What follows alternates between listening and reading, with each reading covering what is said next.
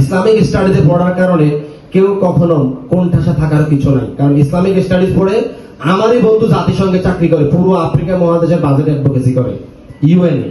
So Islamic স্টাডিজে পড়ার কারণে কোনো প্রবলেম নাই। তুমি যদি কোনো একটা কাজ করো, যেই কাজটা তুমি করবা সেটা মিনিমাম 10 বছর যদি তুমি করতে না পারো, তাহলে সেই কাজ করার কোনো দরকার নেই।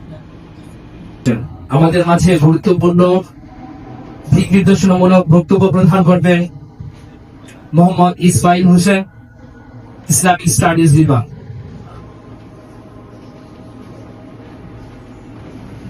আসসালামু আলাইকুম ওয়া রাহমাতুল্লাহি ওয়া বারাকাতুহু। স্নাতক সম্মান চতুর্থ বর্ষের বিদায় সংবর্ধনা অনুষ্ঠানের সম্মানিত বিশেষ অতিথি professor Tahmina Ashrafi sir, Mohammad Mohsin sir সম্পাদক শিক্ষক পরিষদ, এবং আমাদের বিভাগীয় প্রধান professor doctor Mohammad Abul Kalam Azad sir, এবং অন্যান্য শিক্ষকবৃন্দ এবং প্রাণপ্রিয় ছাত্রছাত্রীবৃন্দ, সবাইকে শুভেচ্ছা অভিনন্দন। আসলে বিদায় বেলায় কালকে আমাকে আমজাদ স্যার বলছিল একটু কথা বলার সুযোগ হয়, তা আমি সবচেয়ে জুনিয়র টিচার 8 জন টিচারের মধ্যে আমি প্রত্যাশা করি নাই, কারণ এখানে সবাই কথা বলবে, তারপরও স্যার বলছিল আজকে দেখি সিরিয়াসলি কথা বলার চেষ্টা করবো। অর্থাৎ বইয়ের কথা, কিতাবের কথা কিংবা মনীষীর বাণী এরকম কিছু না, যেটা আমি নিজে মেনটেন করার চেষ্টা করি, যে কারণে আজকে তোমার সামনে এসে আমি দাঁড়াতে পারলাম। আমি কোরআন তেলাওয়াতটা শুনছিলাম এত মুগ্ধ হয়ে, ওখান থেকে কথাটা শুরু করছি।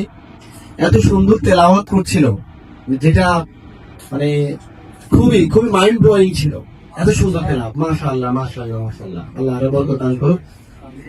তো ওখানে ইন্নাল্লাহা মাআস সাবিরিন, ধৈর্যশীলদের কথা বলা হয়েছে।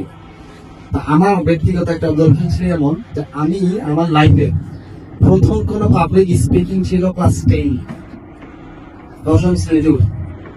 স্ট্যান্ড স্পিচ ছিল, এটা 4টা বিষয় ছিল লটারিতে।